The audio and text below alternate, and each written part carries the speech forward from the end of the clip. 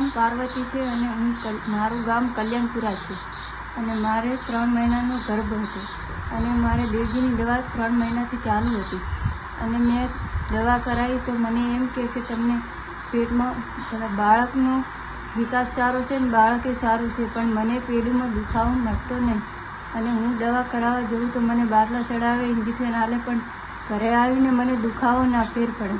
પછી હું આનંદ પટેલના અહીંયા મૂકી દુઃખ મને મળતું નહોતું દુખાવો, તો પછી આનંદ પટેલને અહીંયા બતાવવા જઈએ અડો તો ખબર પડે. તો પછી મેં અહીંયા ત્યાં બતાવ્યું તો મને ટીવીમાં જોઈને મને કીધું કે તમારે બહુ મોટી પ્રોબ્લેમ છે, પેટમાં ગાંઠ થઈ ગઈ છે અને 2 મકા સોજા છે તમારે. તો મને સોનોગ્રાફી કરાવવા મેલી તો રિપોર્ટ બતાવ્યો, પેટમાં ગાંઠની એવું બધા રિપોર્ટ આવ્યો. પછી મને કે તમારે તાત્કાલિક પાટણ જવું પડશે. પછી હું પાટણ ગઈ તો પાટણ મારે 4-5 દવાખાને મારે કેસ પકડ્યો નહીં.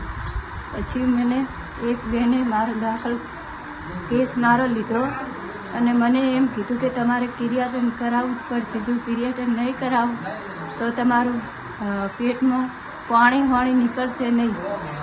અને પછી મને મારું બાળક મરેલું કાઢ્યું અને મારો જીવ ખોવાનો આવત, પણ પછી મારું કિરિયાટન કરી દીધું અને પછી 4 દિવસ રાખીને મને દાખલ કરીને પછી મારે પાણી કાઢ્યું. ત્યાં પાણી કાઢ્યું ત્યારે મને શાંતિ મળી અને મને જીવ મારો જાળવો હતો અને કંઈ ખાતું હતું, મને કેટલું દુઃખ પીડા થતી હતી. મને પાણી કાઢ્યું, મારું બાળક મરી ગયું અને જે થયું એ આ દેવજી પટેલના કારણે થયું છે. એમને બધું માને રિપોર્ટ ના કર્યો સારો, લેબોરેટરી કરી હોત તો મારો જીવ બાળકનો બચી જોત અને એમને બધું એમના કારણે થયું છે દેવજી પટેલના. બાળકને નુકસાન આવ્યું અને અમે લઈ જાય પાટણ તો કંઈ અમને છૂટી પડ્યા પાટણવાળા. અમે એટલે 3 ઠેકાણે અમે જ્યાં ત્યારે અમારી વહુને થોડું ખારું થયું, નકે તમે ખોઈ બે હોત. દેવજી ભાઈ હાસાનું હાસું કીધું જ નહીં ને વ્યક્તિએ આવી વહુને હા 2 હાલ થઈ ગઈ.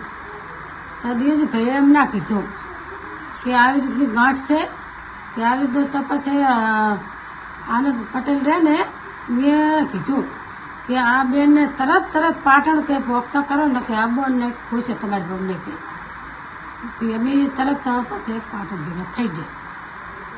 પછી જેટલા બાટલા ચડાયા ને આ પેટ તો થઈ ગયું ફૂલીને અને આમ ખાઈ નાખે કે કશું પણ નહીં. એ જેમાં પછી બીજા દવાખાને લઈ ગયા અને એ લઈ ગયા પાછા 1000 રૂપિયા લઈ ગયા અને કશું પણ ના દવા કરી, પેટમાં મરી જ ગયો દવા કરી. એટલે પછી અમે લઈ જઈએ છૂટી પડ્યા તો અમે તો જાતા થઈ ગયા. હવે અમારી વહુને ખોઈ બેઠા તો હવે નિકારી લાગી. અમે તો જાતા થઈ ગયા. પછી બીજે લઈ ગયા એ બેને થોડુંક અમને સહારો આલ્યો તો પછી અમે બેને કિરિયાટન કર્યું તો અમારું બાળક મરણ લહેર્યું. પછી અમે બીજે લઈ હવે આ બેન કે અમારે કાંઈ નહીં લાગે. પછી અમે બીજે જ્યાં તે 3 લીટર માંથી પાણી કાઢ્યું ત્યારે અમારે વહુને થોડીક શાંતિ થઈ, નકે અમને ખાવા નહોતું ભાવતું કે હોગ નથી આવતી અને અમે રો કરા કે હવે અમારી વહુ હાજી ના થાય. હવે વહુને અમારી ખોઈ બેઠા. દેવજી ભયે જ કરી અને અહીંયાની જવાબદારી દેવી જ પડશે, કારણ અહીંયાને જ કરી, દેવજી ભયે જ કરી શરૂઆતથી જ, બીજે કોઈએ કર્યું નથી. જવાબદાર દેવજી ભય છે, નકે મારી વહુને ખોઈ બે અને બાળકે ખોઈ બેઠી. રાધનપુર આસ્થા હોસ્પિટલની અંદર જે ઘટના ઘટી છે કાલની, એ ઘટનાના અનુસંધાને કાલના અમે પોલીસ સ્ટેશનના ધક્કા ખાઈએ છીએ. કાલે 2-3 કલાક સુધી અહીંયા અમે ફરિયાદ આપવા માટે બેઠા છીએ. એ લોકોની સતત માગણી છે, જે પીડિત મહિલા છે એમના પરિવારજનો અહીંયા છે, એમના પરિવારજનોનો ફોન હોવાથી અમે એમની સાથે આવ્યા છીએ ને એમના પરિવારજનોની માગણી છે કે પોલીસ સ્ટેશનની અંદર કાયદેસરની કાર્યવાહી કરી અને એ લોકો ઉપર લીગલી પ્રોસેસ કરવામાં આવે. તો પોલીસ સ્ટેશનની અંદર અમે સતત 2 દિવસથી ધક્કા ખાઈએ છીએ. આજે પણ આવ્યા અને પીઆઈ સાહેબને અમે આજે મળ્યા, જઈને અમને રજૂઆત કરી, પણ પીઆઈ સાહેબ એવું કહે છે કે અમે તપાસ કરીએ અને તપાસ કરીને પછી ફરિયાદ લઈશું. એટલે પહેલી તપાસ હોય અને પછી ફરિયાદ લેવાની હોય, આવું તો અમે પહેલી વાર સાંભળ્યું છે. એટલે અમને એવું લાગી રહ્યું છે કે આ રાજકારણના જે દેવજીભાઈ ડૉક્ટર છે એ રાજકારણના અંદર હોવાથી એમનું મોટું માથું હોવાના હિસાબે એમનો બચાવ થતો હોય એવું અમને લાગી રહ્યું છે ક્યાંકનું ક્યાંક. પણ આ જે ગરીબ પરિવાર છે દીકરીને ન્યાય મળવો જોઈએ અને એમને ન્યાય મળે એ હેતુસર અમે એમની સાથે આવ્યા છીએ. અને આજે જો એ લોકોની ફરિયાદ FIR દાખલ કરવામાં નહીં આવે તો અમારું ગુજરાતનું આખું મવડી મંડળ અહીંયા રાધનપુરમાં આવશે 2 દિવસમાં, અને 2 દિવસમાં રાધનપુરમાં આવીને અહીંયા ધામા નાખવાનું છે. અને અમે પરિવારની સાથે છીએ ન્યાય ના મળે ત્યાં સુધી. આપનું નામ? મારું નામ છે જયાબેન ઠાકોર, પાટણ જિલ્લા મહિલા પ્રમુખ કોંગ્રેસ સમિતિ અને રાધનપુર કોર્પોરેટર. મારું નામ ઠાકોર શેતાભાઈ વ્યાસીભાઈ, હું કલ્યાણપુરાનો રહેવાસી હું.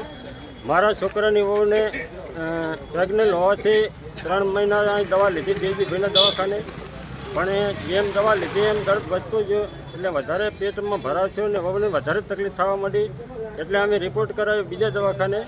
એટલે એ ડૉક્ટરે એમ કીધું કે આ વહુ તમારે વહુને પેટમાં કાંઈક ગાંઠ પડી ગઈ છે, એટલે આ કેસ તમારે પાટણ લઈ જવો પડશે. પછી અમે પાટણ ગયા, એટલે પાટણ 3-4 દવાખાને ફર્યા પણ ક્યાંય હાથ ચાલ્યો નહીં. એટલે અમારે પછી અમે બીજા દવાખાને જાય, એટલે એ ડૉક્ટરે કીધું કે ઓપરેશન થશે, પણ આ બાઈનો બાળક છે એ કાઢી નાખવામાં આવે તો આ બાઈ બચશે ને કે બચશે નહીં. એટલે બધી કાર્યવાહી ડૉક્ટરની કરી. પછી અમારે કેસ કરવો તો પોલીસ સ્ટેશનમાં આવ્યા. તો તમારે કઈ બાબતે કેસ કરવા પોલીસ સ્ટેશન આવ્યા છો? અમારે દેવજીભાઈના દવાખાને આ ભાઈ અમારે વહુને દાખલ કર્યા, એની સારવાર સારી ના કરી અને એનો ન્યાય માગવા માટે અમે પોલીસ સ્ટેશન આવ્યા હતા. આસ્થા હોસ્પિટલ તમે ગયા તો શું કહેવામાં આવ્યું? અમે આસ્થા હોસ્પિટલમાં ગયા એટલે અમને ધક્કા મૂકીને મારીને બહાર કાઢ્યા.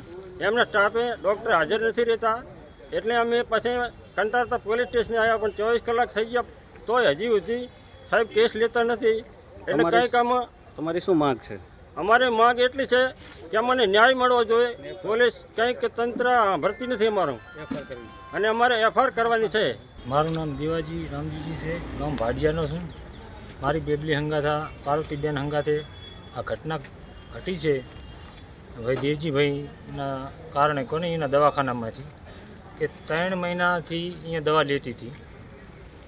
તો એને પહેલા રિપોર્ટમાં કાંઈ ના આવ્યું, બીજા રિપોર્ટમાં ના આવ્યું, છેલ્લા રિપોર્ટમાં એ જ ડૉક્ટર એવું કહેવા છે કે આમાં કાંઈ ગાંઠ નહીં હોતું. તો એણે કાંઈ સારવારનું ના બતાવ્યું, કંઈ આગળ જવાનું ના બતાવ્યું. મારી બેબલી વારંવાર અહીંયા જી છતાં એણે કોઈ ઇન્જેક્શન આપ્યા, પાટલા ચડાયા અને દીકરીને પાછી ઘરે મૂકી દીધી. તોય ટક્કર દીકરીએ ના ચાલી. એટલે આનંદભાઈના દવાખાને જી અહીંયા ગયા કે આનંદભાઈ એવું બોલ્યા કે આ બેનને બહુ પીડિત થઈ ગઈ છે ને આ કેસ તમે તાત્કાલિક પાટણ જતા રહો ને કે બેનને બહુ જોખમવાળો કેસ છે, એટલે તમે આને તાત્કાલિક પાટણ જતા રહો. તો પછી પાટણ ગયા તો અમે 2 થી 3 ચોથા દવાખાને સુધી ફર્યા. એના બાળ મરી ગયું હતું તો માએ બધું એની સારવાર કરીને બાળ કઢાયું. પછી એને પાણી 3 લીટર ઉપર તો 3.5 લીટર જેવું પાણી કઢાયું. એમ કંઈ હજી ગંભીર હાલતમાં હજી બેબલીને રજા તો આલી છે, પણ એમ કે પૂરું આરામ નથી. ઘટના બન્યા બાદ તમે આસ્થા હોસ્પિટલ ગયેલા ખરી? હા, ઘટના ઘટ્યા પછી અમે આસ્થા હોસ્પિટલે ગયા તો અમે જઈને રજૂઆત કરી કે આ કામ આવું થયું. તો અમને ધક્કા મુક્કા કરી, દાદાગીરી કરી અને અમને અહીંયા ગાડી મૂકવાનો આવ્યો. છતાં અમે પછી જ્યાં પોલીસ સ્ટેશન આસ્થા હોસ્પિટલમાં તમારી જોડે ધક્કા મૂકી કોણે કરી હતી? ધક્કા મૂકી એના માણસોએ, બરાબર, જે આસ્થાના જે સ્ટાફના માણસો હતા ને એ બધાને થઈને અમને ધક્કા મૂકી કરી અને અમને અહીંયાથી કાઢવાની કરી. પછી અમે પોલીસ સ્ટેશન ગયા. પોલીસ સ્ટેશન જઈને કે અરજી આલી તો અમારી FIR હજી સુધી 24 કલાક થયો નથી લીધી. ફીર અમે આવ્યા છે. પોલીસ સ્ટેશનના PI સાહેબનું શું કેવું થાય છે? એ કે અમે તપાસ કરીને લેશે. અમે કઈ રીતે તપાસ કરવાની છે, શું છે, અમને તો આવું કહે છે. બરાબર, તમારી શું માંગ છે? અમારે તાત્કાલિક અમારે ન્યાયની માગ છે અને અમારી FIR ફાડે.